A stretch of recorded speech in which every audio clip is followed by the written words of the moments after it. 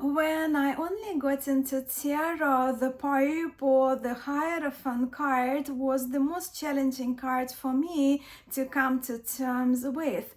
And even though I am no longer faced by the traditional depiction of a Pope in my tarot decks, it is still not my preferred portrayal of this arcanum.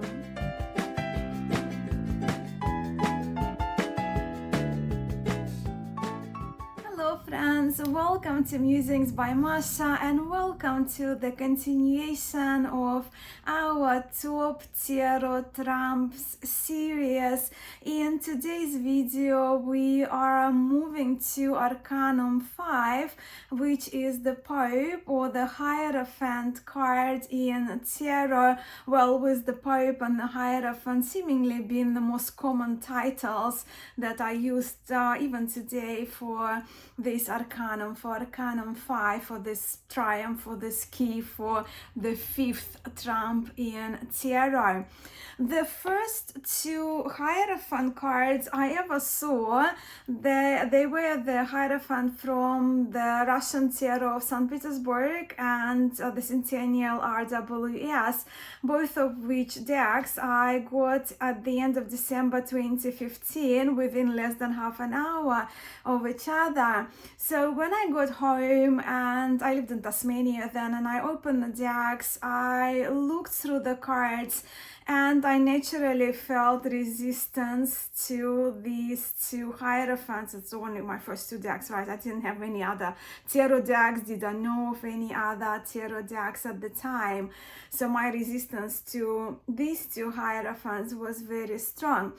But look, I grew up, I knew why I was so resistant. I grew up with a very devoted Russian Orthodox grandmother who, while having the best intentions in her heart, she was very forceful and tried to enforce the Russian Orthodox tradition, that particular religion, onto me from the age of 6.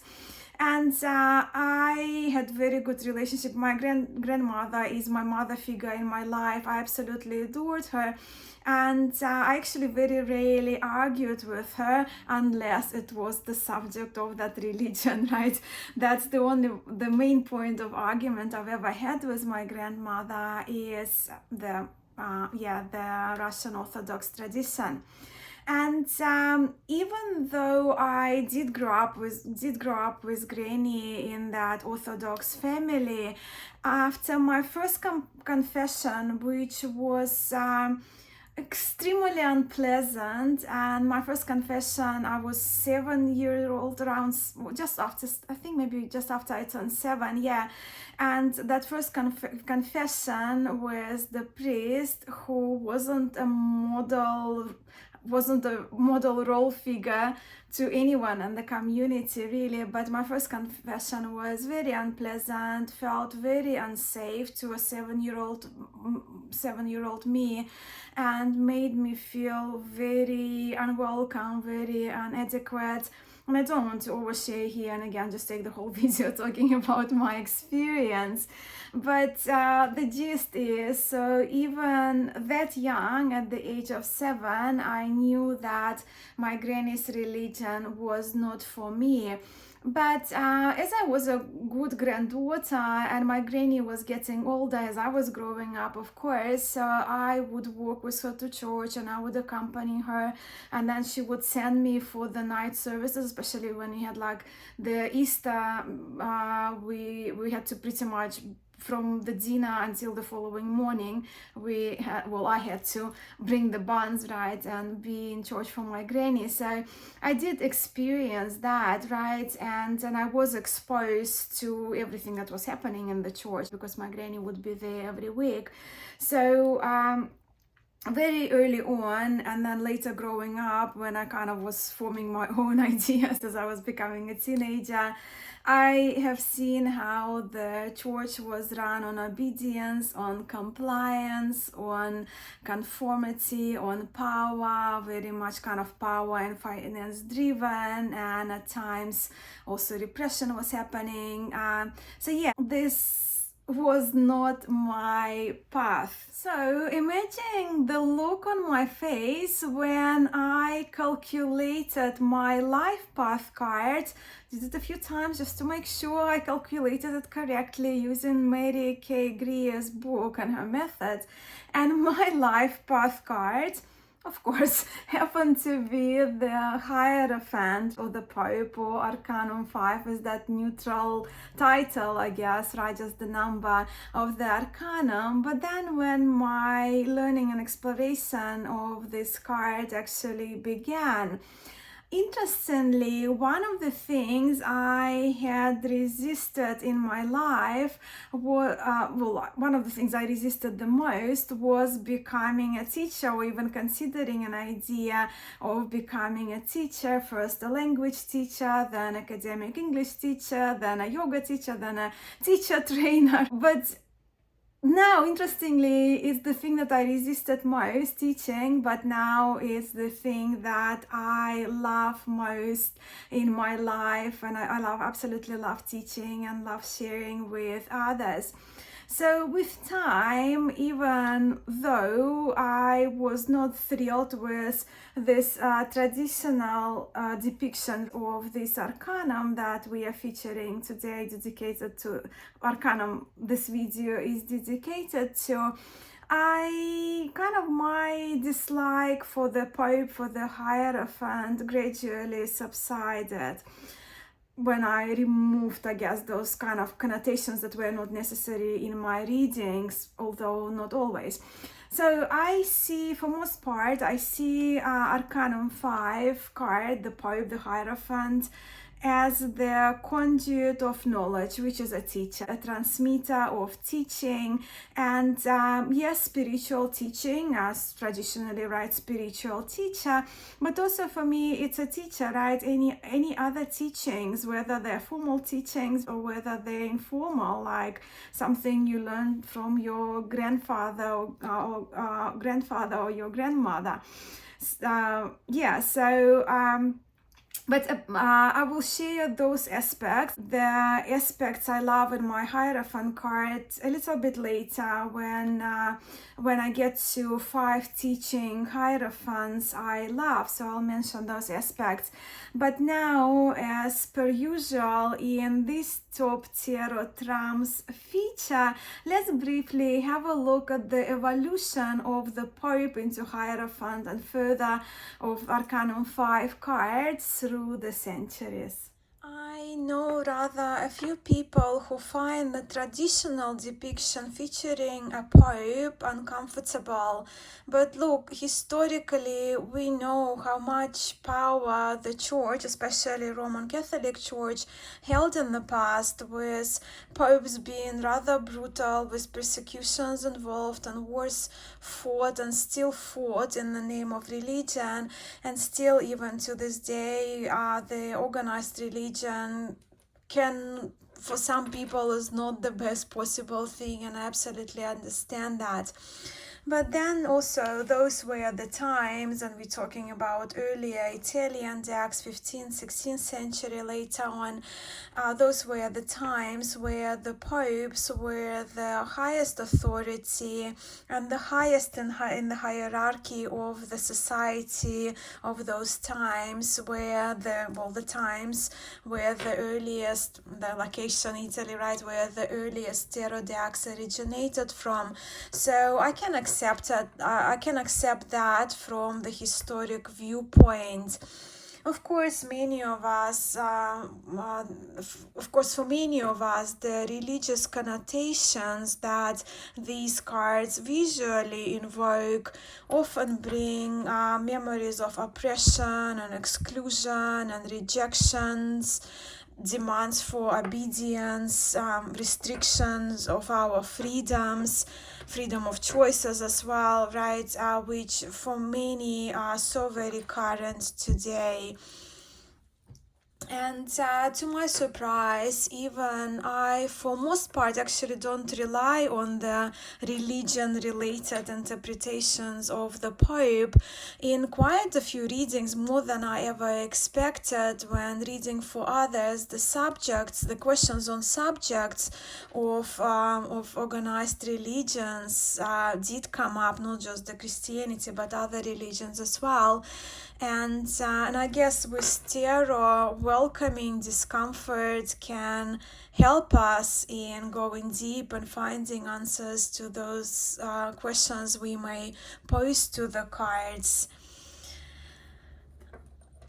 And yes, yet again, as we have seen in the previous trumps, in the previous videos of mine, the visual portrayals of popes, they didn't, as you can see, I'm slowly featuring a few here from a few historic decks, but yeah, visual portrayals of the popes didn't really change much for the whole 5 centuries from one of the earliest, right, surviving pope of the Visconti Sforza tarot, so 15th century, to the, I'll just feature a few more Marseille decks for you, Italian tarots.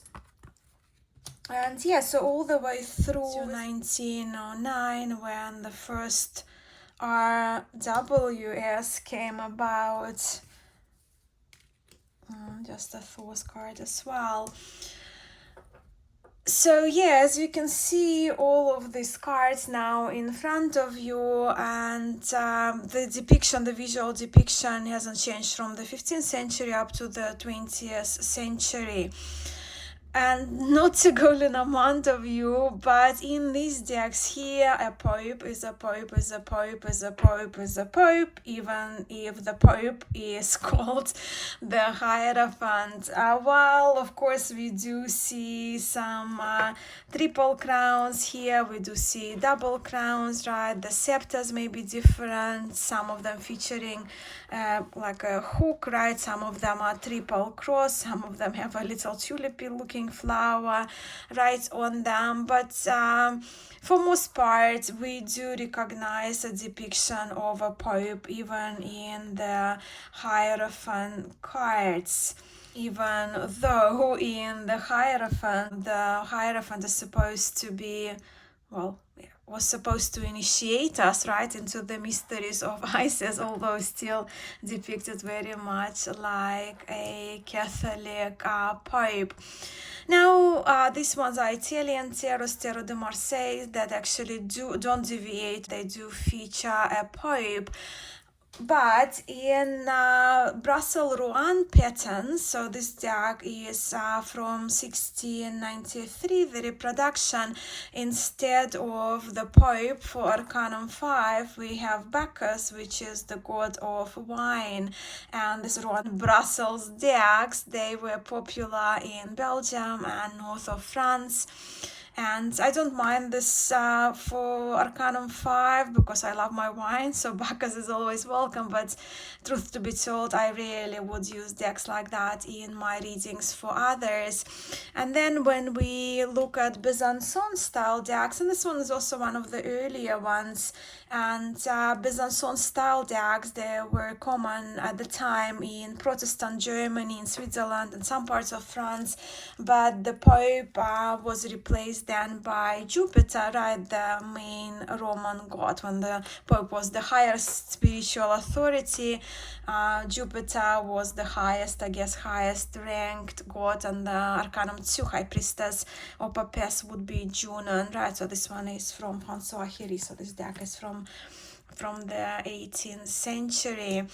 And now when it comes to our contemporary tarot decks, we do see the Hierophant represented, some of them come from Druidcraft or pagan traditions, right? So we do see Arcanum 5 being the High Priest or the oldest one.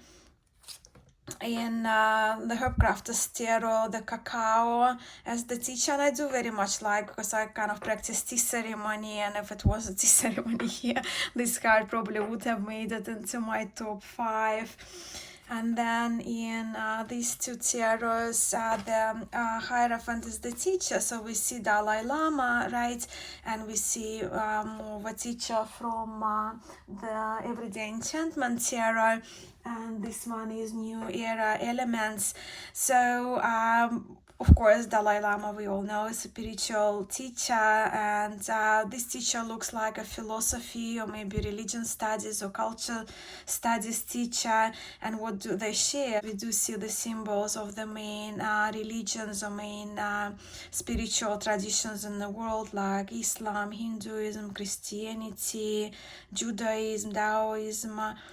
Right, they're represented there as well, and there also we see the pentacles, so the teachers very much that how I prefer my hierophants to be, even though these cards didn't make into my top 5. And just to give you a cute little teacher, an animal one, because some of us love our animal decks, and since getting Solly, my cat, I'm very partial to the cat decks. But what I like here, so he's like a teacher. It's not necessarily these ones are equalized, but they're like nice little disciplined students. He is just kind of the older cat lying over this big book of knowledge.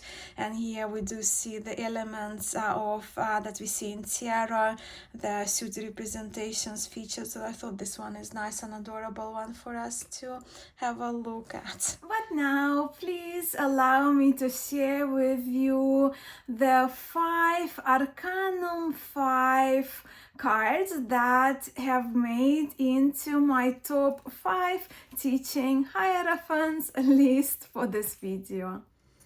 Let's begin with the Hierophant from the Everyday Witch Tarot. I am, of course, very partial to the concept behind this card, with the Hierophant being a female yoga teacher teaching the class or just finishing teaching a yoga class. This card I like so much that it's actually this one card only made me purchase the Everyday Witch Tarot. I'll tell you how I relate, right? I've been a student of yoga since 2006, and I've been teaching yoga for quite many years now. So for me, this depiction is important on a personal level, not only because of my personal path as a yoga teacher, which I resisted in the beginning, but also because yoga has become my spiritual practice, which also played the main part in me healing my body. I'm talking mini strokes, panic attacks, anxiety, that used to be a part of my life. Not fun. I myself being very fortunate with the yoga teachers I have met through the years, the teachers who have become my long-term mentors. I have learned so much from my teachers, and passing this knowledge and yogic wisdom is very important to me. In this card, I very much appreciate that this teacher is sitting on a cushion on the same level, and the same cushion, in fact, right, visually as her yoga student, as in my view, a spiritual teacher shouldn't be ever above the students or shouldn't look down at their students, and this card illustrates it beautifully. Next teaching hierophant is renamed the Wise One, and it comes from Tarot of the Abyss by an Arthurian, and I didn't acknowledge this. The Everyday Tarot, the art is done by Elizabeth Alba, and the guidebook is written by Deborah Blake. Gotta acknowledge, right, the creators and the authors. So yeah, this is my second Hierophant, Teaching Hierophant. The title is changed by Naturi and the Wise One. And on this card, we see a shaman, an elder, tending to the fire. I guess we can deduct from this depiction, right, that this shaman is a healer, and here he is seated passing ancient wisdom to the younger people, depicted as a mature, older teacher of ancient traditions. This wise one exudes warmth and empathy, and once again this teacher is seated on the same level as these two people, not above. And this is very important aspect to me when it comes to spiritual teachers, spiritual leaders, gurus. That kind of something that I always pay attention to, like in real life, but also now in the cards, now that we have the privilege to see spiritual teachers, right? Concept of spiritual teachers being present in our tarot.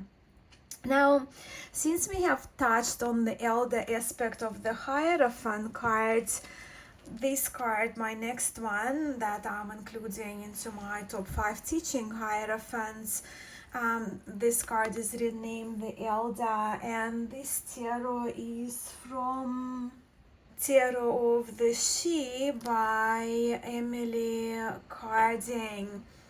The artist Emily Carding renamed this card as she felt it was necessary, as in her words, the Pope and Hierophant titles are not only irrelevant to this deck, but let me just read from the book, referring to the titles of the Hierophant and Pope. It's also a title which comes along with a matching set of baggage depending on the reader or client's relationship with the religious authority and doctrine, leading to many people developing a dislike or mistrust of this card. This is not a card of spiritual hierarchy, but one of equals who may meet and discuss ideas, each with their own experiences and knowledge to share. Yeah, I very much agree with what Emily Carding has written about this card in her wonderful guidebook, very poetic guidebook, but also she explains her choices behind the cards. So what we see here, we do see an empty seat in front of this fey androgynous elder, and this empty seat is the same level as the elder is seated, so it's very inviting, and the elder is ready to share with anyone who would take the seat, and whoever would take the seat will be an equal to the elder, and they would both teach and learn from each other. In my experience, the best teachers in my life actually are the best students and listeners. There are more symbols, of course, for us to draw from this card, but I will spare you that, and we'll move on to my 4th now teaching Hierophant, which comes from the Gaian Tarot. And the Gaian Tarot is created by Joanna Powell Colbert. Now this card also renamed. We have the teacher here, and not only this is probably my most favorite card in the whole Gaian Tarot. Clearly it's made into this feature, but it's one of my most favorite Arcanum 5 5th trump card for me. Again, the concept of it, the teacher here is mature and portrayed very present and calm and joyful and zen and grounded, sitting in front of the cedar tree and surrounded by healing herbs. So we see, what do we see here? Garlic and nettle and dandelion. Just to give an example, right? So healing herbs, I'm all for it. I've been drinking bucket loads of nettle tea recently. So I love this aspect of this teacher as the knowledgeable healer of healer in the plant kingdom, and the healer that uses the plant kingdom for healing, who can pass the knowledge to us as well. And this teacher is the one who draws from the teachings and learnings from the natural plant and animal. We have coyote here, a world, and I do welcome those teachings to my life. I welcome them every day. And the fifth, or the last for today, Hierophant that I love is this one, the Slavic pagan Жрец from the Tarot of the Golden Wheel by Mila Lasenka. Oh, I love this one. Okay, so depicted in his very green sanctuary of the very old giant trees, dressed into this traditional Slavic clothing and inviting us into this world of nature, of tradition, of wisdom. This Hierophant to me exudes the best aspects of traditions, such as transmission of teachings, knowledge gained from our ancestors. Is depicted older, wiser, with the beard. And I don't think I actually mentioned this, but I meant to, that learning also, especially when we look at the traditional papal popes, hierophants, that those teachings can be teachings about learning from the mistakes of the past, which are teachings in themselves. And when it comes to this tarot of the Golden Wheel, as it's based on Slavic folklore, this Hierophant is an important reminder to me personally of my ancestry and heritage and language and culture I was born in. So again, it's a good aspect of tradition that I really appreciate, right? And I call this Hierophant Жрец, or wolf in Russian. And Жрецы, they were Christian or pre-Christian Slavic pagan elders and priests who were responsible for transmission of spiritual teachings, and they also are considered as predecessors of healers and doctors and scientists and philosophers. So I wouldn't have seen my top 5 teaching hierophants and popes and teachers without this last card of mine for today. And these are my top 5 teaching hierophants. As you have probably noticed throughout the video, the common thread between my teaching hierophants is that they're not necessarily interested in authority nor in conformity. They kind of removed from conformity, really. Well, to me they are. And what they share is that they are welcoming in their gestures, they are humble about their influence and wisdom, they are visibly approachable, and they visually look very open to pass the knowledge like an open book, right? To them being that carrier of knowledge, they look very open to pass their knowledge and wisdom, and they are the qualities I absolutely love in Arcanum 5. But please do let me know if we share any of them in common.